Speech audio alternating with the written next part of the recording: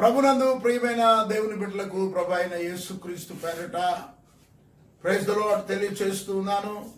మరి ఒకసారి ఈరోజు ఈ శుక్రవారం వర్తమానం ద్వారా మిమ్మల్ని కలుసుకోవడానికి ప్రభు ఇచ్చిన కృపను బట్టి ప్రభువుకు స్తుతులు చెల్లిస్తున్నాను. మీ అందరికీ శుభములు తెలియచేస్తూ ఉన్నాను. ప్రియదేవుని బిడ్డలారా, మరి ఈ కరోనా లాక్డౌన్ సందర్భంగా మన గృహాల్లో మనం ఉండవలసిన పరిస్థితి ఏర్పడింది. ఈ విధంగా మనము గృహాల్లో ఉండడం ద్వారా, గృహాల్లో ఉండి ప్రార్థించడం ద్వారా, వాక్యము ధ్యానించుకోవడం ద్వారా, మీ వ్యక్తిగత ప్రార్థనల్లో, మీ వ్యక్తిగత బైబిల్ పఠనములో, మరి దేవుని సన్నిధిలో మీరు గడుపుతున్న సందర్భాన్ని బట్టి మీరు, నేను, మనము మాత్రమే కాక ప్రపంచవ్యాప్తంగా ఉన్న విశ్వాసులు, క్రైస్తవులు, పరిశుద్ధులు చేస్తున్న ప్రార్థనలను బట్టి దేవుడు చాలా మట్టుకు కంట్రోల్ చేశాడని నమ్మి దేవునికి స్తోత్రాలు చెల్లిస్తూ ఉన్నా. ప్రియ దేవుని బిడ్డలారా, మరి ఈ వర్తమానముల ద్వారా మీరు ఆశీర్వదించబడుతున్నారని నమ్మి మిమ్మల్ని బట్టి నేను దేవునికి స్తోత్రం చెల్లిస్తూ ఉన్నాను. ప్రియ దేవుని బిడ్డలారా, ఈ విధంగా ఈ మంచి ఆలోచన దేవుడు మనకు అనుగ్రహించాడు. సెలవు ధ్యానపు మరి 21వ రోజు నుండి ఈ కార్యక్రమాన్ని మనం ఈ విధంగా కొనసాగించడానికి ప్రభు సహాయం చేస్తూ ఉన్నాడు. మరి ఈ సమయంలో అపోస్తలుడైన పౌలు గారు ఆయన జీవితంలో ఆయన ఎన్నో శ్రమలు, బాధలు, కష్టాలు, ఇబ్బందులు, అనారోగ్యాలు, ప్రతికూల పరిస్థితులు, ఆఖరికి మరణావస్థలో ఉన్నటువంటి పరిస్థితుల్లో కూడా ఆ దైవజనుడు మరి ఎన్నో అధ్యాయాలు రాసి, ఎన్నో మరి ఉత్తరాలు, పత్రికలు రాసి ఆయా సంఘాలకు పంపించినట్లుగా మనము చూస్తూ ఉన్నాం. వాటిలో అపోస్తలుడైన పౌలు ఫిలిప్పీలకు రాసిన పత్రిక 4వ అధ్యాయము మనము ధ్యానం చేస్తూ ఉన్నాం. నేను 1వ వచనం నుండి 7వ వచనం వరకు ఒక 4 అంశాలు మాత్రమే ధ్యానించాలి అని మొదలు పెడితే దేవుడు అనేకమైన విషయాలను మనకు చూపిస్తూ ఉన్నాడు, నాకు చూపిస్తూ ఉన్నాడు. దానిని బట్టి నేను మీ యొద్దకు తీసుకురావడానికి ప్రభు కృప చూపిస్తూ ఉన్నాడు. ఇప్పటికే అనేకమైన విషయాలు మనం ధ్యానం చేశాం. మరి ఈ సమయంలో ఈ రోజు 10వ వచనం నుండి అపోస్తలుడైన పౌలు ఫిలిప్పీలకు రాసిన పత్రిక 4వ అధ్యాయము 10, 11, 12 వచనాలు కొంచెం ధ్యానం చేసుకుందాం.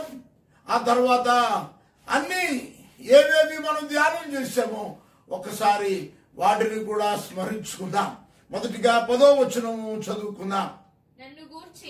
నన్ను గూర్చి మీరిన్నాళ్లకు మరలా యోచన చేయసాగితిరని ప్రభువునందు మిక్కిలి సంతోషించింది. ఆ విషయములో మీరు యోచన చేసి ఉంటిరి, కానీ తగిన సమయము దొరకకపోయెను. నాకు కొదువ కలిగినదని నేను ఇలాగు చెప్పుటలేదు. నేను ఏ స్థితిలో ఉన్నను ఆ స్థితిలో సంతృప్తి కలిగి నేర్చుకొని ఉన్నాను. దీన స్థితిలో నుండ ఎరుగుదును, సంపన్న స్థితిలో నుండ ఎరుగుదును. ప్రతి విషయములోను అన్ని కార్యములలోను కడుపు నిండి ఉండుటకును, ఆకలి కొని ఉండుటకును, సమృద్ధి కలిగి ఉండుటకును, లేమిలో ఉండుటకును నేర్చుకొని ఉన్నాను. ప్రియదేవుని బిడ్డలారా, ఇది అపోస్తలుడైన పౌలు అనుభవం. ఈ మాటలు ఆయన చివరి దశలో రాస్తూ ఉన్నాడు. మరికొద్ది రోజుల్లో ఆయనను చిరఛేదనం చేయబోతున్నారు. నీరో చక్రవర్తి రోమా సామ్రాజ్యంలో ఆయనను బందీగా చేసి ఉంచాడు. చివరి దశలో ఆఖరిలో ఉన్నటువంటి పరిస్థితిలో ఫిలిప్పీ సంఘానికి వ్రాస్తూ ఉన్నాడు, నేను ఏ స్థితిలోనైనా ఉండనెరుగుదును. స్థితిని గురించి ఆయన వర్ణిస్తూ ఉన్నాడు. ఆకలి ఉండడం వచ్చు, సమృద్ధిగా ఉండడం వచ్చు. దీన స్థితిలో ఉండని ఎరుగుదును, సంపన్న స్థితిలో ఉండని ఎరుగుదును. ప్రతి విషయములోను అన్ని కార్యములలోను కడుపు నిండి ఉండుటకును, ఆకలి కొని ఉండుటకును, సమృద్ధి కలిగి ఉండుటకును, లేమిలో ఉండుటకును నేర్చుకొని ఉన్నాను. ఆయన ప్రభువును అంగీకరించిన దినము మొదలుకొని ఆయన ప్రభువును అంగీకరించినప్పుడు అనేక మంది ఆయన సొంత శిష్యులు, ఆ 12 మంది శిష్యులలో అనేక మంది ఆయనను అంగీకరించలేదు. ఆయన ఒక హానికరుడు, హింసకుడు, దూషకుడు, నరహంతకుడుగానే చూశారు. బర్నబా అనేటువంటి హెచ్చరిక పుత్రుడు, అపోస్తలుడైన పౌలును, అప్పుడు పౌలు కాదు అప్పుడు సౌలు, ఆయనను తీసుకొని వచ్చి శిష్యులకు పరిచయం చేశాడు. ప్రియ దేవుని బిడ్డలారా, ఆయన ప్రభువును అంగీకరించిన దినము మొదలుకొని అనేక పర్యాయములు శ్రమలలో, బాధలలో, కష్టాల్లో, ఇబ్బందుల్లో ఉన్నట్టుగా మనం చదువుతున్నాం. 2వ కొరింథీ పత్రిక 11వ అధ్యాయము 22వ వచనం 23వ వచనం నుండి మనం చూస్తే చివరి వరకు ఆయన అనేకమైన హింసలు, బాధలు, కష్టాలు పడ్డాడు. ఆయన తన శ్రమ గురించి అక్కడ వర్ణిస్తూ ఉన్నాడు. వారు ఎబ్రీయులా, నేను ఎబ్రీయుడనే. వారు క్రీస్తు పరిచారకులా, నేను క్రీస్తు పరిచారకుడినే. 3 బెత్తములతో దెబ్బలు తిన్నాను. 1 తక్కువ 40 దెబ్బలు 5 సార్లు తిన్నాను. కొరడా దెబ్బలు. యేసు ప్రభువు ఒక్కసారి దెబ్బలు తిన్నాడు.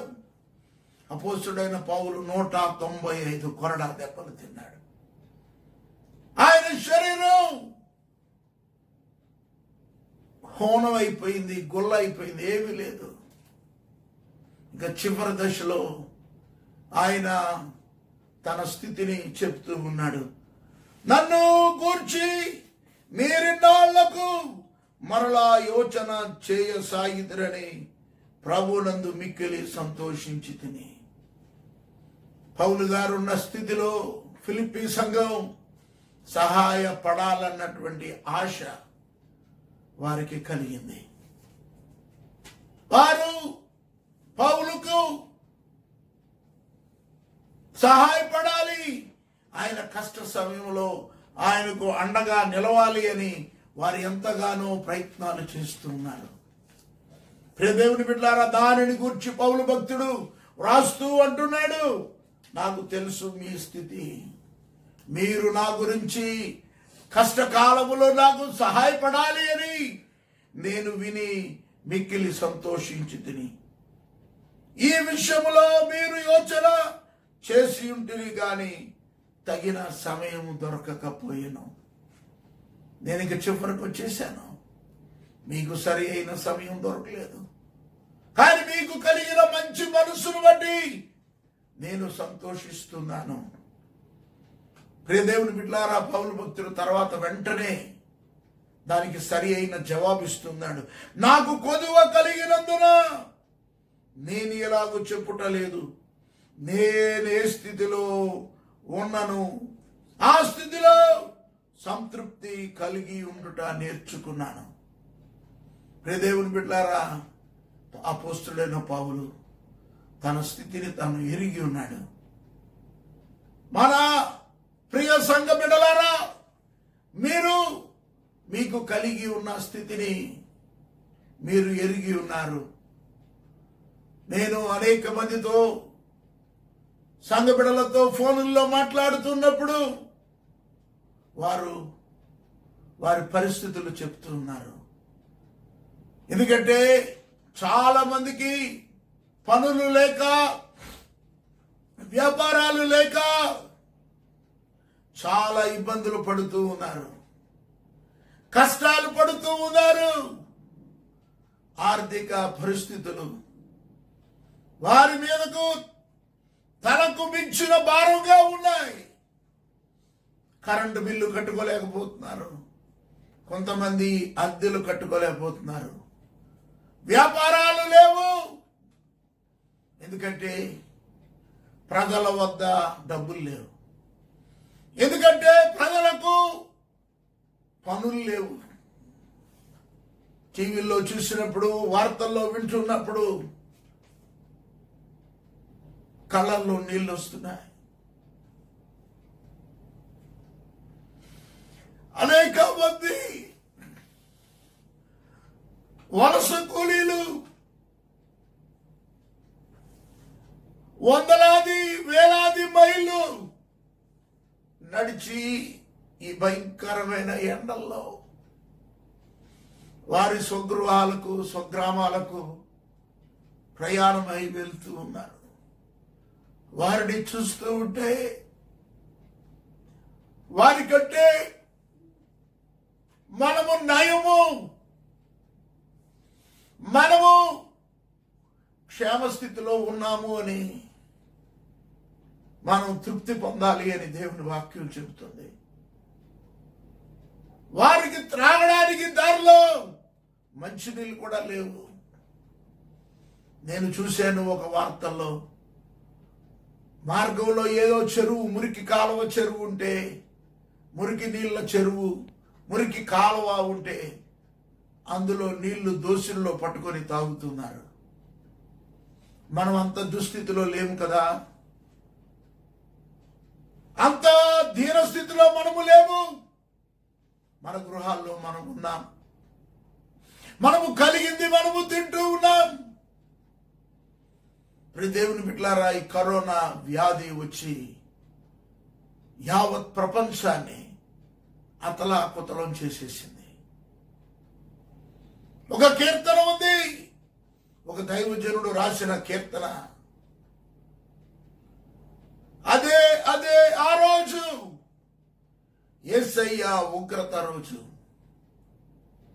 అది ఇప్పటికి సంబంధించింది కాదు, కానీ ఆ రాసిన కీర్తనలో ఒక మాట ఉంది, తల్లి జాడ పిల్లకు లేదు, పిల్ల జాడ తల్లికి లేదు, అనాథులై అరిచే రోజు. గమనించండి దేవుని బిడ్డలారా, యవన బిడ్డలారా, చిన్న బిడ్డలారా, బాప్తిస్మము పొందని బిడ్డలారా, ఇది ఒక హెచ్చరికగా తీసుకోండి. రాకడక ముందు ఇది ఒక హెచ్చరిక. మీలో కొంతమంది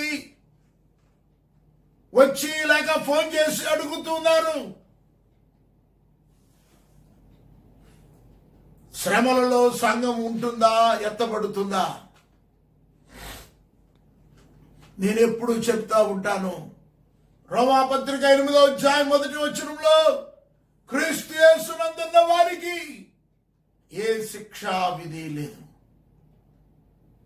సంఘానికి శిక్షా విధి లేదు. యేసు రక్తములో కడగబడిన మనకు శిక్షా విధి లేదు. ఇక మనకు కూడా శిక్ష ఉంటే, మనము విడవబడితే లోకస్తులకు మనకు ఏమి తేడా ఉంటుంది? కనుక మనకు శిక్ష లేదు, మనం విడవబడం. సంఘము ఎత్తబడిన తరువాతే దేవుని శిక్ష లోకానికి రాబోతుంది. అప్పుడు తల్లి జాడ పిల్లకు ఉండదు, పిల్ల జాడ తల్లికి ఉండదు. అనాథులై అరిచే రోజు. ఇది ఓన్లీ ఒక ఉదాహరణ. ప్రస్తుత పరిస్థితులు ఒక ఉదాహరణ. అప్పుడు ఎలాగ జరగబోతుందో ఇప్పుడు అలా జరుగుతుంది. అన్నంత మాత్రాన సంఘం శ్రమల్లో ఉందని అనుకోకండి. రాకడకు దినాలు సంపూర్ణం అవుతున్నాయి. రాకడలో ఎత్తబడే గుంపుగా ఉండాలి. మరి ఒకసారి ఈ ఎత్తబడే వర్తమానం గురించి ధ్యానం చేసుకుందాం. ఇప్పుడు సంతృప్తి కలిగి ఉండడం విషయమై మనం ధ్యానం చేస్తున్నాం. ఫిలిప్పీయులు అపోస్తలుడైన పౌలు గారికి, దైవజనునికి, భక్తునికి కానుకలు ఇవ్వాలి అన్న ఉద్దేశం వారు తెలియపరుస్తూ ఉన్నారు. చూద్దాం. 1 కొరింథీ పత్రిక 15వ అధ్యాయము, 1 కొరింథీ పత్రిక 15వ అధ్యాయము 5వ వచనము 7వ వచనము. ఆయన కేఫాకును తరువాత 12 కనబడెను. కేఫా అనగా పేతురు. పేతురుకి కేఫా అనగా రాయి. రాయి అని పేరు పెట్టాడు దేవుడు.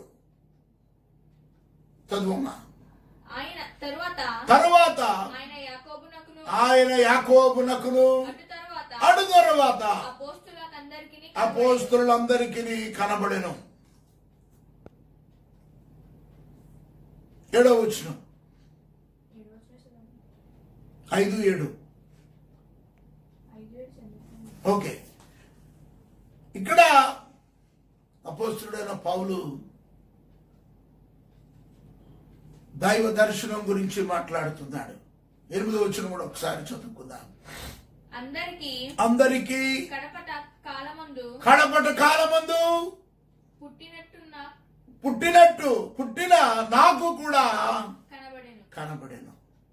ఇప్పుడు దేవుని బిడ్డలారా, నేను ఒక్కడనే అపోస్తలుండి, నేను ఒక్కడనే పిలువబడ్డాను అని పౌలు గారు హెచ్చిపోవడం లేదు. ఆయన తగ్గించుకుని సంతృప్తి కలిగి కడపట అనగా ఆఖరిగా నాకు ప్రత్యక్షమయ్యాడు ప్రభు. దమస్కులో ఉన్న క్రైస్తవులను సంహరించడానికి అధికార పత్రము తీసుకుని వెళుతున్న సమయంలో దైవ దర్శనం పొందుకున్నాడు భక్తుడైన అపోస్తలుడైన పౌలు. నాకు కనబడ్డాడు. వారికంటే నేను గొప్పవాడిని అని అనడం లేదు. నేను సంతృప్తి కలిగి ఉన్నాను అంటున్నాడు. 2వ కొరింథీ పత్రిక 2వ అధ్యాయము 14వ వచనం. 2వ కొరింథీ పత్రిక 2వ అధ్యాయము 14వ వచనం. మా ద్వారా ప్రతి స్థలమందు క్రీస్తును గూర్చిన జ్ఞానము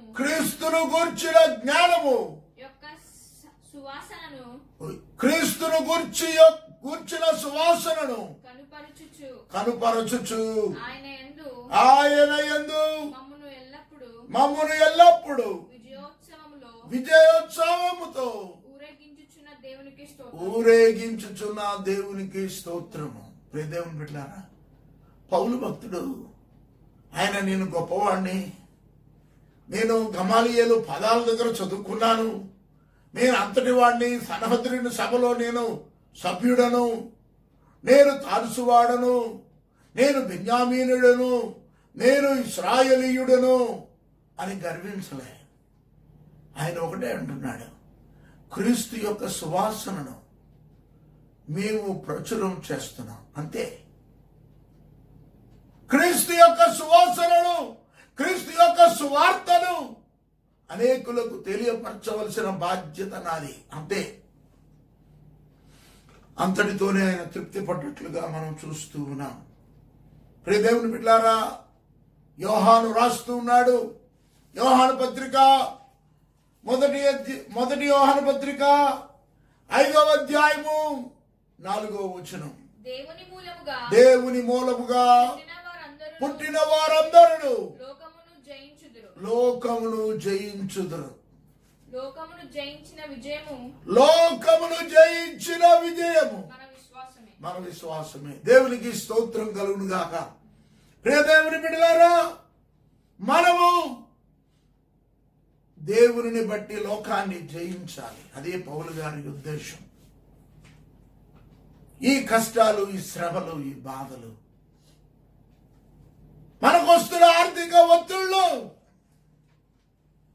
అవును కరెంటు బిల్లు కట్టాలి, ఇంటద్దె కట్టాలి. దేవుడు ఎంత మంచివాడంటే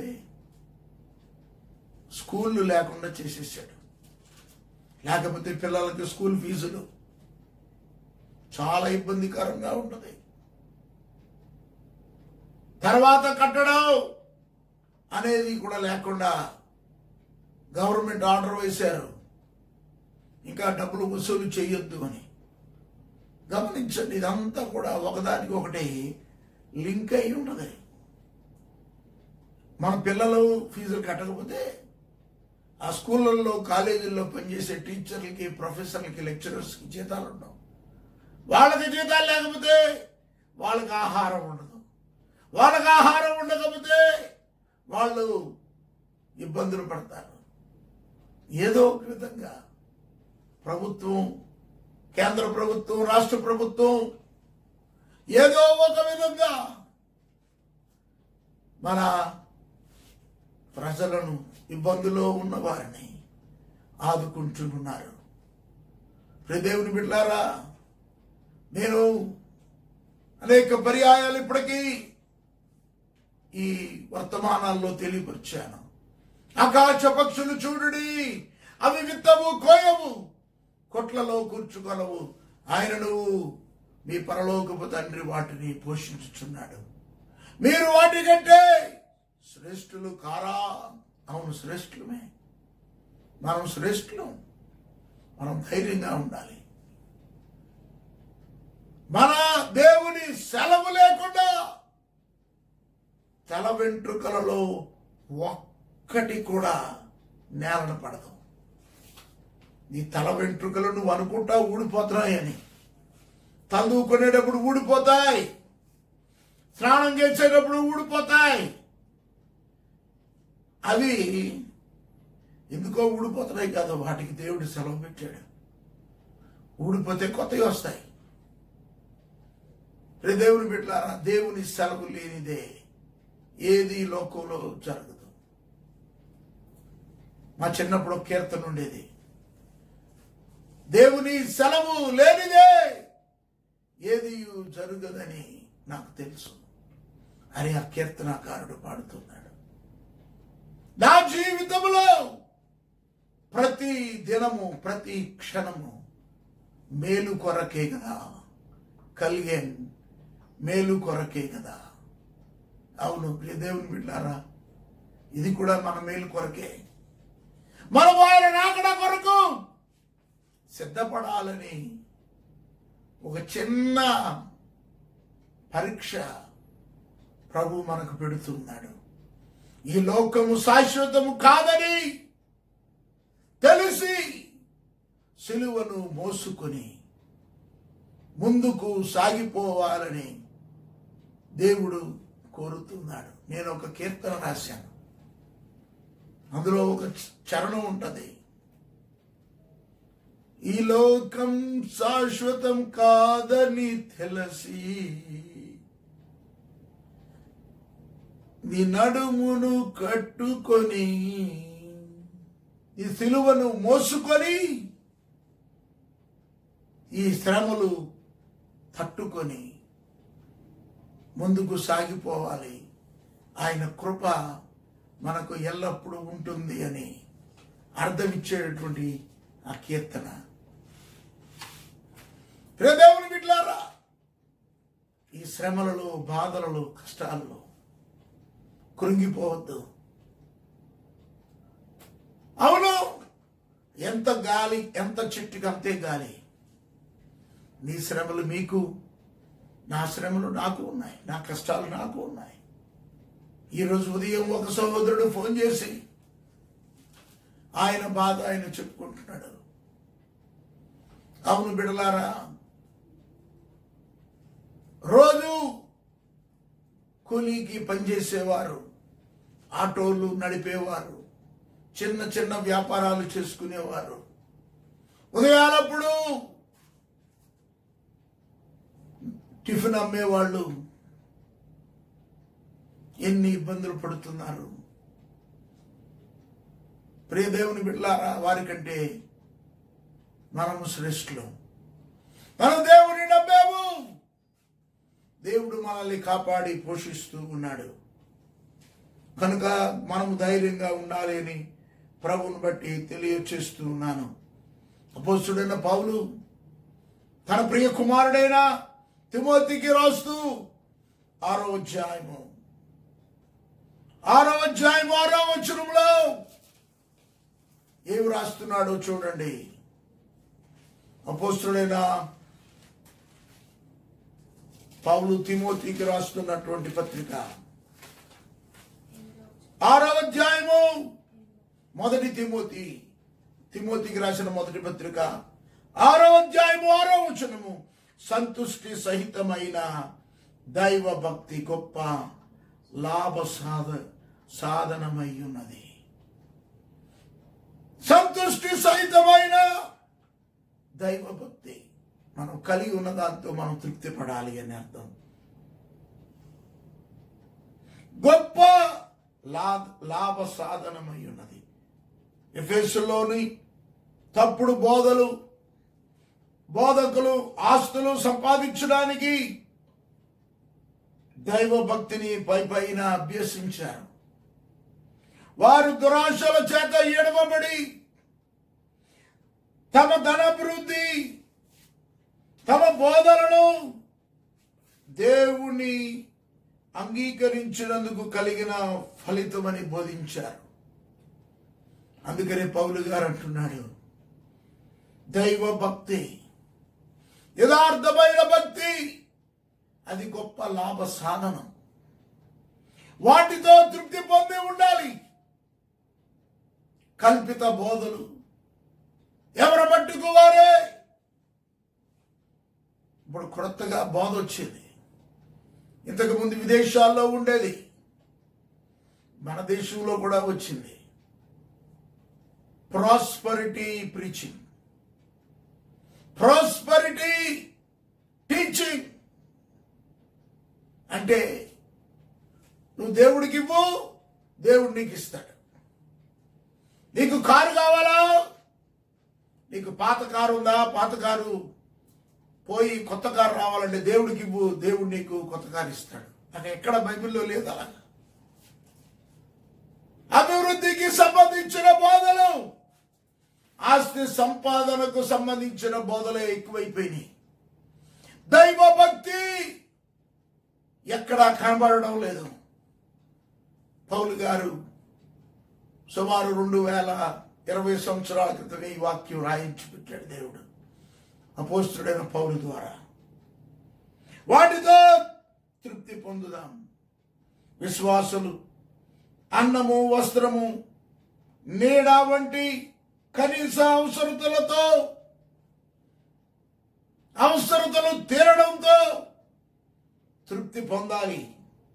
ప్రత్యేక ఆర్థిక అక్కర్లు తలెత్తినప్పుడు, అంటే ఇటువంటి పరిస్థితులు తలెత్తినప్పుడు మనము దేవుని వైపు, దేవుని అనుగ్రహం కొరకు, దేవుని అనుగ్రహం వైపు మనము చూడాలి.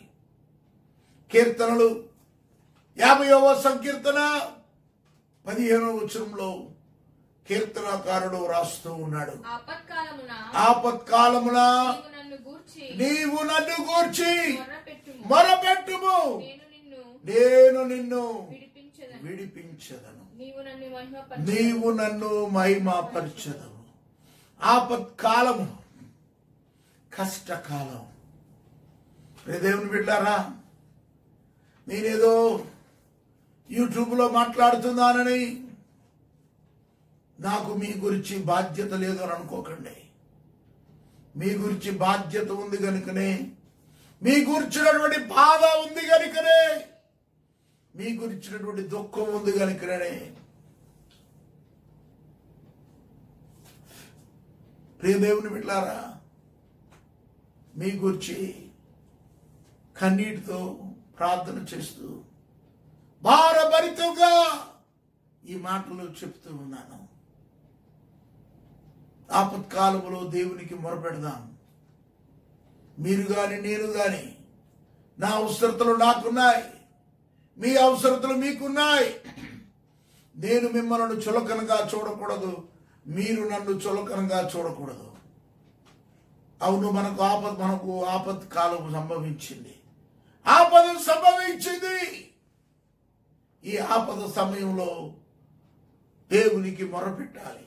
46వ కీర్తనలో కీర్తనకారుడు అంటున్నాడు, కొరహు కుమారులు రాస్తూ ఉన్నారు. 46వ కీర్తన 1వ వచనంలో, ఆపత్కాలమున దేవుడు మా దేవుడు మనకు ఆశ్రయమును దుర్గమునై ఉన్నాడు. ఆపత్కాలములో ఆయన నమ్ముకొనదగిన సహాయకుడు. మనకు ఆపద కలిగింది, ఆయన్ని నమ్ముకుందాం. ఆ కీర్తన అంతా చదవండి, ధైర్యం పొందండి. ఆ కీర్తనలో ఉంటుంది 10వ వచనంలో, నాయన గారు, మా తండ్రి గారు అపోస్తలుడు కేఆర్ డేవిడ్ గారు ఈ వాక్యాన్ని ఎంతగానో నమ్మి దాని మీద భారం పెట్టారు. ఆ వాక్యాన్ని ఎక్కువగా ఆయన ధ్యానం చేసుకుంటూ ఉండేవారు. ఊరకుండుడి, నేనే దేవుడనని తెలుసుకొనుడి, అన్య జనులలో నేను మహోన్నతుడనగుదును, భూమి మీద నేనే మహోన్నతుడనగుదును అని ఆ వాక్యాన్ని, ఆ వచనాన్ని ఊరకుండుడి. ఊరకుండుడి అంటే మన ఆంధ్రప్రదేశ్లోనే, ఉమ్మడి ఆంధ్రప్రదేశ్లో రకరకాల భాషలు ఉన్నాయి. నెల్లూరు భాషలో గమ్ముగా ఉండు. గమ్ముగా ఉండమంటే గమ్మంటించుకోమని కాదు, గమ్ముగా ఉండమంటే మౌనంగా ఉండమని. ఊరకుండుడి అంటే మౌనంగా ఉండండి, నేనే దేవుడనని తెలుసుకొనుడి, అన్య జనులలో నేను మహోన్నతుడు నగుదును అని దేవుడు సెలవిస్తూ ఉన్నాడు. ప్రియ దేవుని బిడ్డలారా, దేవుని సన్నిధిలో మనము మౌనంగా ఉండి ఆయన సహాయం కొరకు కనిపెడదాం. ఊరకుండుడి, నేనే దేవుడిని తెలుసుకొనుడి అని దేవుని వాక్యం మనల్ని బలపరుస్తుంది. ఈ వాక్యం సజీవమైనది. అలనాడు కొరహు కుమారులను బలపరిచినటువంటి వాక్యం ఈరోజు మనలను బలపరుస్తుంది. మనము దేవుని బిడ్డలమై ఉన్నాం. దేవుడు మనలను తృప్తి పొందిస్తూ ఉన్నాడు. 1 తిమోతి పత్రిక 6వ అధ్యాయం 8వ వచనంలో ఈ విధంగా అంటున్నాడు భక్తుడు. 8వ వచనం, మనం ఈ లోకములోనికి ఏమీ తేలేదు, దీనిలో నుండి ఏమీ తీసుకొని పోలేము. కాగా అన్న వస్త్రములు కలవారమై యుండి వాటితో తృప్తి పొందియుందుము. ప్రియ దేవుని బిడ్డలారా, ఆపత్కాలములో నమ్ముకొనదగిన సహాయకుడు. ఆపత్కాలములో నాకు మొరపెట్టుము, నేను నీకు ఉత్తరం ఇచ్చేదను, నిన్ను విడిపించేదను. ఆపత్కాలం, ఇప్పుడు మనం ఆపత్కాలంలో ఉన్నాం, ఆపదలో ఉన్నాం. ప్రతి ఒక్కరూ ఆపదలో ఉన్నాం. ప్రియ దేవుని బిడ్డలారా, మనము ఆ పని చేసుకోవాలి అంటే మన వల్ల కాదు. మనకు సహాయపడేవాడు దేవుడు ఒక్కడే. అపోస్తలుడైన పౌలు తెస్సలోనికే సంఘానికి రాసిన 2వ పత్రిక 3వ అధ్యాయము 7-8 వచనాలు చదువుకున్నాం. ఇలాగూ మమ్మును పోలి నడుచుకొనవలెనని మీకే తెలియను. మేము మీ మధ్య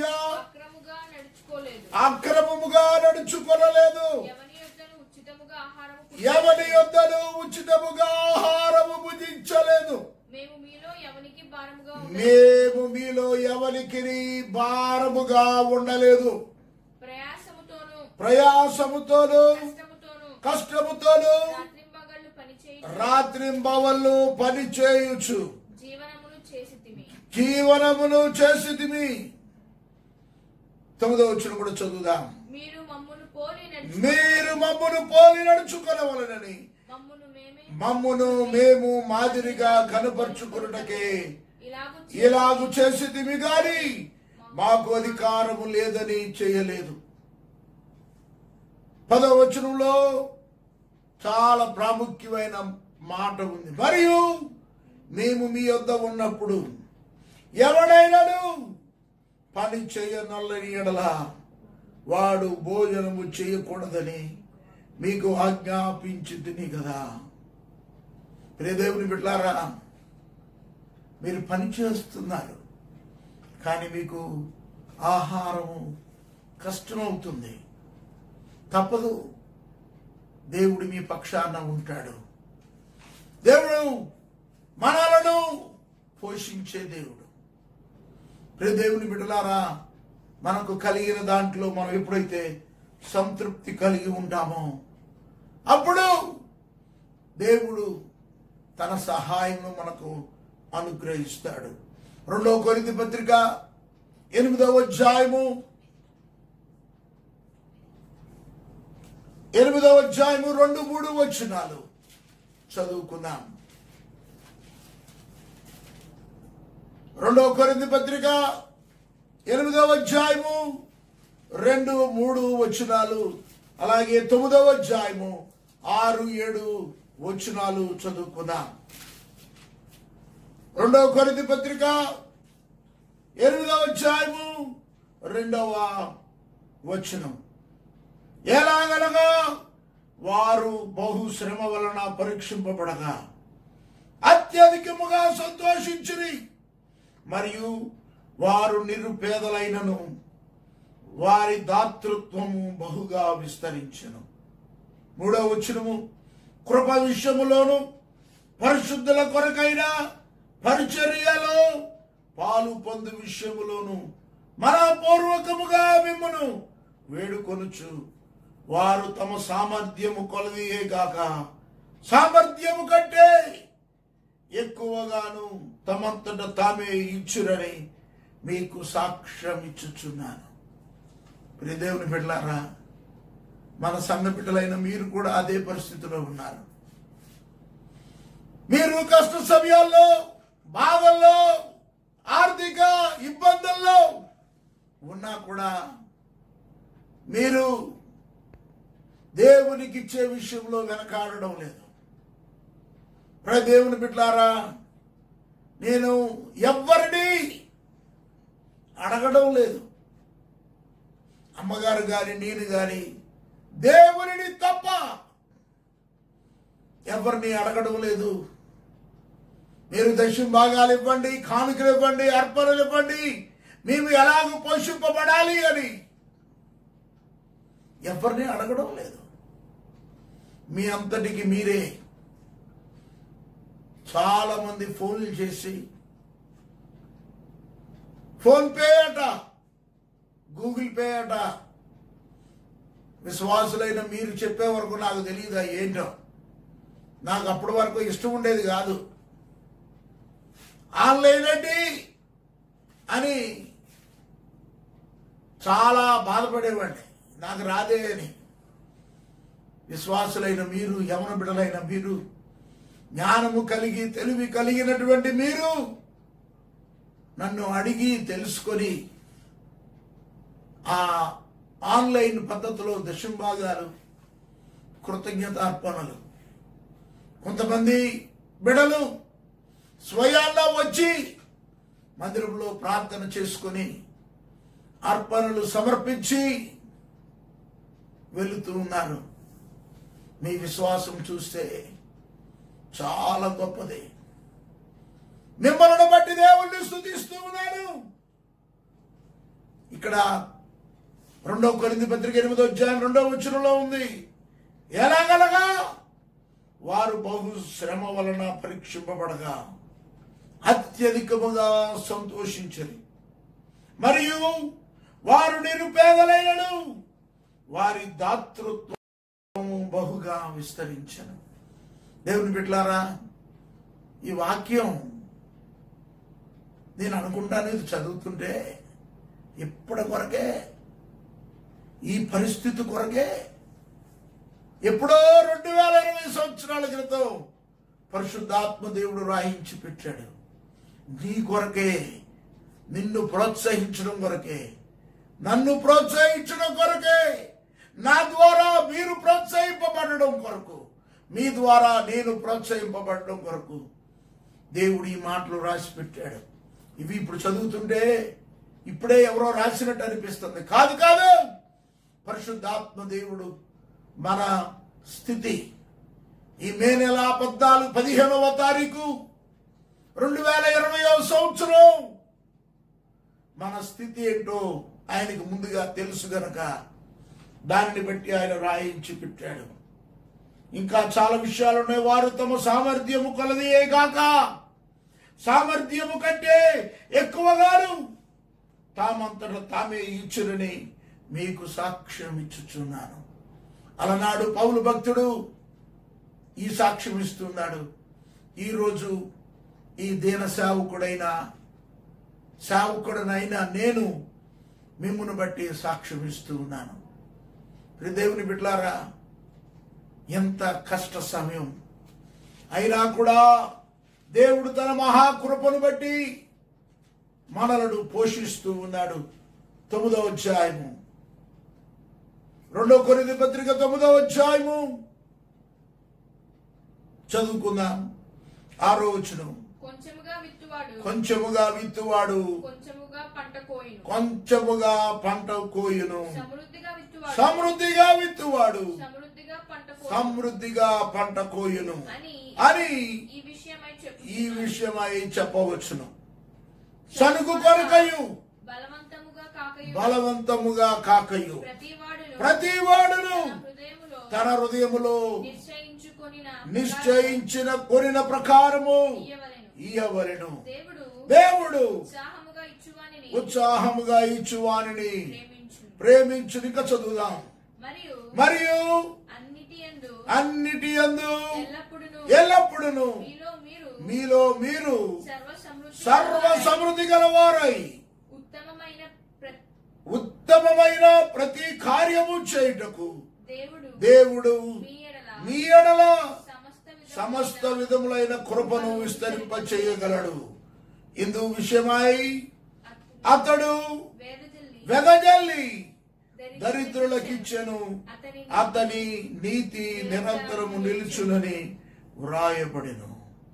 ఈ విధంగా మనం చదువుకుంటా వెళ్తే ఇచ్చే విషయంలో అనేకమైనటువంటి సత్యాలు ప్రభు అక్కడ రాయించి పెట్టాడు. ఎప్పుడో రాయించి పెట్టాడు. ప్రియదేవుని బిడ్డలారా, సనుగు కొనకయు బలవంతముగా కాకయు ప్రతివాడును తన హృదయములో నిశ్చయించుకున్న ప్రకారం ఇయ్యవలెను. మొన్నొకరు ఒక మెసేజ్ పెడుతూ ఈ అమౌంట్, ఈ విధంగా అమౌంట్ పంపించారు, సహాయం కానుక పంపించారు. కానుక పంపించి అంటున్నారు, హృదయములో నిశ్చయించుకున్న ప్రకారము ఇయ్యవలెను. దేవుడు సంతోషముగా లేక ఉత్సాహముగా ఇచ్చువారిని ప్రేమించును అని ఆ వాక్యం పెట్టి నేను నిశ్చయించుకున్నానండి, అందుకని కానుక ఇస్తున్నాను అని చెప్పారు. దేవుని బిడ్డలారా, మీరందరూ అలాగే ఇస్తున్నారు, అలాగే చేస్తూ ఉన్నారు. మనం ఇప్పుడు చెప్పినట్లు మరొకసారి చెప్తున్నాను. కూరగాయలు కావలసిన బియ్యం మాకు అవసరం, మాకు బియ్యం, అలాగే కిరాణా, అలాగే పాలు, పెరుగు, మాకు కావలసిన కాఫీ పొడి ప్యాకెట్లు, టీ పొడి ప్యాకెట్లు సంఘబిడ్డలైన మీరు తీసుకొస్తున్నారు. అందునిమిత్తమై ప్రభువుని బట్టి మీ అందరికీ నేను కృతజ్ఞతాస్తుతులు చెల్లిస్తూ ఉన్నాను. దేవునికి కృతజ్ఞతాస్తుతులు మీ అందరికీ కూడా కృతజ్ఞతాస్తుతులు థ్యాంక్ యూ తెలియపరుస్తున్నాను. దేవుని బిడ్డలారా, అపోస్తుడైన పౌలు ఫిలిప్పీలకు రాసిన పత్రికలో ఈ మాటలు చెబుతూ ఉన్నాడు. కనుక మనము ఆ వాక్యాలను బట్టి మనము ధైర్యం తెచ్చుకోవాలి. దీన స్థితిలో ఉండ ఎరుగుదును, సంపన్న స్థితిలో ఉండ ఎరుగుదును, ప్రతి విషయములోను అన్ని కార్యముల్లోను కడుపు నిండా ఉండుటకును, ఆకలి కొని ఉండుటకును, సమృద్ధి కలిగి ఉండుటకును, లేమిలో ఉండుటకును నేర్చుకుని ఉన్నాను. అవును, మనము అన్నీ నేర్చుకున్నాం. దేవుని బిడ్డలారా, ఇంకొక ఆత్మతో నింపబడి ఒక మాట చెప్తున్నాను. బహుశా కరెక్ట్ కాకపోవచ్చు, బహుశా మనం ఎత్తబడే సంఘపు గుంపులో ఉండబోతున్నామేమో అనిపిస్తూ ఉంటుంది. ఎందుకంటే మనం చివరి దశలో ఉన్నాం. సంతృప్తి కలిగి ఉందాం. ఏ స్థితిలో ఉన్నా దేవుని స్తుతించడం మానద్దు. స్తుతిస్తే ఏలియాను కరువు కాలంలో దేవుడు ఏలియాను పోషించాడు. మన ఇశ్రాయేల్ మ్యాప్లో చూస్తూ ఉంటుంటే ఇశ్రాయేలు రాజు షోమ్రోను ఏలియా ఉన్నటువంటి ఆ రేవు, కెతూరా రేవు చాలా దూరం ఉంది. అయినా దేవుడు కాకోలముల చేత ఆహారము పంపించాడు. దూరం ఉన్నా దగ్గర ఉన్నా దేవుడు నీకు నాకు మనకు కావలసిన ఆహారము పంపిస్తాడు, ఇస్తాడు. కనుక నమ్ముదాం. ఏ స్థితిలో ఉండడానికైనా మనము ఇష్టపడి దేవుని మీద భారము వేసుకొని, ఇందాక చూసినట్లు ఊరకుండడి నేనే దేవుడినని తెలుసుకొనుడి అని. అంతేకాదు యెషయా గ్రంథములో ఉంటది, మిమ్మును కరుణింపవలనని ఆయన నిలువబడి ఉన్నాడు.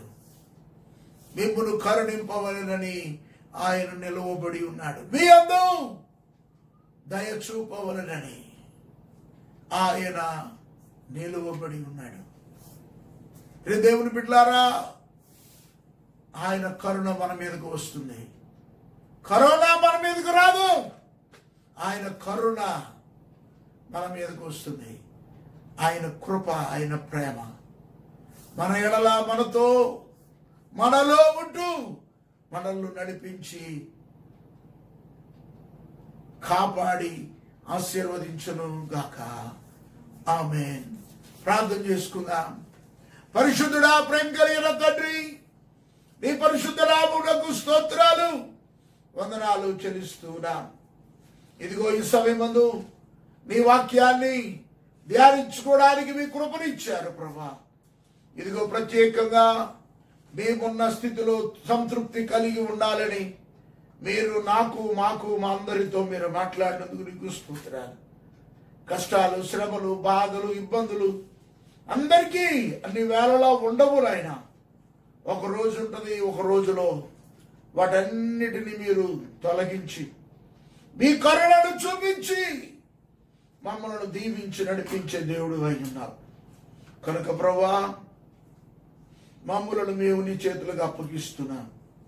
మీ సమాధానము, మీ దీవెనలు, మీ ఆశీర్వాదాలు మా అందరిపై కుమ్మరించండి. మీ కటాక్షము మాకు దయచేయండి. మీ ఆత్మతో మమ్మలను నింపి నడిపించండి. ప్రభువా, బిడ్డలు నీ వాక్యంలో మేము ధ్యానించే ప్రకారం వారికి కలిగిన దానికంటే ఎక్కువగా ఇచ్చారు, ఇస్తూ ఉన్నారు. వారి హృదయంలో నిశ్చయించుకున్న దాని ప్రకారంగా, నిశ్చయించుకున్న దానికంటే ఎక్కువగా నీ పరిచర్య కొరకు నీకు వారు ఇచ్చినట్లుగా ఇస్తున్నారు. ప్రతి ఒక్కరిని పేరు పేరు చొప్పున దీవించి ఆశీర్వదించండి. నీ కరుణ, నీ కృప, నీ కటాక్షము బిడ్డలపై ఉంచండి. సమృద్ధి అయిన దీవెనలు ఆకాశ వాక్యములు తెరిచి పట్టజాలంత విస్తారమైన దీవెనలు బిడలపై కుమరించండి. నీ వాక్యంలో ఉన్న ప్రకారంగా ప్రభా మీరు సెలవిచ్చిన ప్రకారంగా ఇయుడి అప్పుడు మీకు ఇయ్యబడును అనిచి కుదిలించి దిగజారినట్లుగా నిండు కొలతతో మనుషులు మీ ఒడిలోనికి కొలుతురు అని. అవును తండ్రి, మీరు పలికిన మాట మా ఎడల మా బిడ్డలందరి ఎడల మీరు నెరవేర్చండి. మీరే కరుణించి కాపాడి కృప చూపించండి. దశమ భాగములు చెల్లించిన బిడ్డలు ఆకాశ వాక్యములు తెరిచి పట్టజాలంత విస్తారమైన దీవెనలు మీరు కృమరిస్తానని, వారి పాడి పంటలను ఆశీర్వదిస్తానని, వారి మీదకు వచ్చిన తండ్రి పురుగులను నాశనానంతటిని తొలగిస్తానని మీరు సెలవిచ్చారు.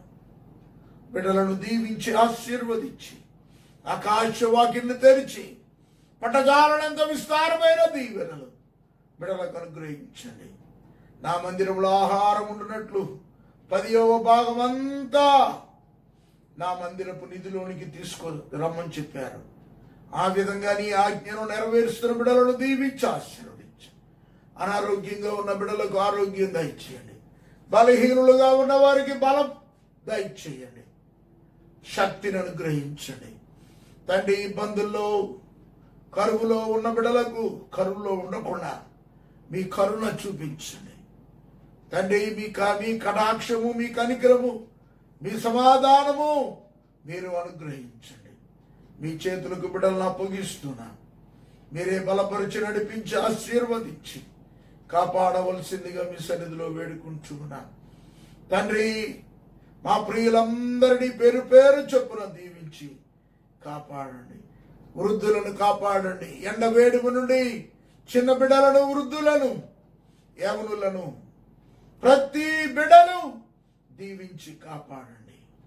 మధ్య వయసు వారిని కాపాడండి. భయంకరమైన ఎండలు ప్రభా, తీవ్రత తట్టుకోలేకపోతున్నాం. మీరే కరుణించి కృప చూపించండి. మీ కౌగిల్లో భద్రపరిచి నడిపించండి. ఆహారము లేని బిడ్డలకు ఆహారము దయచేయండి. వలస కూలి వారిని మీరు కాపాడండి. వారిని పోషించండి తండ్రి. వారు నడిచి వెళుతూ ఉన్నారు. వారి మీద మీ దృష్టి ఉంచండి. మీ చల్లని హస్తము వారి మీద ఉంచండి ప్రభా. అలాగే తండ్రి, ఈ కరోనా వ్యాధిని బట్టి యావత్ ప్రపంచం నలిగిపోతుంది, అతలాకుతలమైపోతుంది, సమస్యగా తయారైపోయింది తండ్రి. ఈ కరోనా వ్యాధి నుండి విడుదల చేయండి తండ్రి. పాజిటివ్ వచ్చిన వారందరినీ స్వస్థపరచండి. మరణాలు ఆపండి ప్రభా. మీరే సహాయం చేయండి. మా దేశమును, మా రాష్ట్రాలను, మా గ్రామాల్ని, మా పట్టణాల్ని, మా జిల్లాల్ని, మండలాల్ని కాపాడి నడిపించండి. సహాయకులుగా ఉంటూ ఇది విస్తరించకుండా ఎంతో కష్టపడి, శ్రమపడి, రాత్రనక పగలనక, ఎండనక నిద్రనక శ్రమ పడుతున్నటువంటి డాక్టర్లు, పోలీసు వారు ప్రభా, ప్రతి ఒక్కరిని మీరు కాపాడండి. నర్సులను, ఏఎన్ఎంలను, దేవా, పారిశుద్ధ కార్మికులను, వాలంటీర్లను, వార్డు గ్రామ సచివాలయపు అధికారులను, అలాగే రాష్ట్ర అధికారులను, ఎమ్మెల్యేలను, ఎంపీలను, మంత్రులను, ముఖ్యమంత్రులను అందరినీ కాపాడి నడిపించండి తండ్రి. మా ప్రజలందరినీ కరోనా వ్యాధి నుండి తప్పించండి. లాక్డౌన్ త్వరగా ఎత్తివేయడానికి కృప చూపించండి ప్రభా. సుమారు 7 నెలల నుండి మేము లాక్డౌన్లో ఉన్నాం ప్రభా.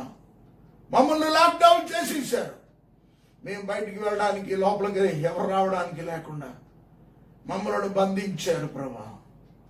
తండ్రి, గేటు తాళం తీసి గోడ పడగొట్టి మా ఇంటికి దారి ఇవ్వాల్సిందిగా వేడుకొనుచున్నా. మీరే సహాయం చేయండి, కృప చూపించండి. మీ కరుణ కలిగిన హస్తంలో భద్రపరచండి. అన్ని విషయాల్లో మీరే తోడుగా ఉండి నడిపించి మహిమ పొందండి తండ్రి. వాక్యం వింటున్న బిడ్డలను, ఇక్కడ ఉన్న బిడ్డలను మీరు దీవించి ఆశీర్వదించి మీ సమాధానంతో మమ్మల్ని నింపి కాపాడవలసిందిగా యేసు పరిశుద్ధ నామములో వేడుకొనుచున్నాము తండ్రి. ఆమేన్, ఆమేన్, ఆమేన్. ఇప్పుడు మన తండ్రి అయిన దేవుని ప్రేమ, మన ప్రభు అయిన యేసు క్రీస్తు కృప మనతో నిరంతరం ఉంటూ ఆయన నిత్య రాజ్యానికి మనల్ని సిద్ధపరుస్తున్న పరిశుద్ధాత్మ యొక్క అన్యోన్య సహవాసం, సమాధానము, ఆదరణ ఇక్కడ చేరిన మనందరికీ వాక్యం వింటున్న బిడ్డలకు ఇప్పుడు నువ్వు ఆయన రాకడ పర్యంతము సదాకాలము తోడై ఉండను గాక. ఆమేన్, ఆమేన్, ఆమేన్. మీ అందరికీ ప్రభు అయిన యేసుక్రీస్తు పేరట మరి ఒకసారి ప్రైజ్ ది లార్డ్ తెలియచేస్తూ దేవుడు మిమ్మల్ని అందరినీ దీవించును గాక. ఆమేన్.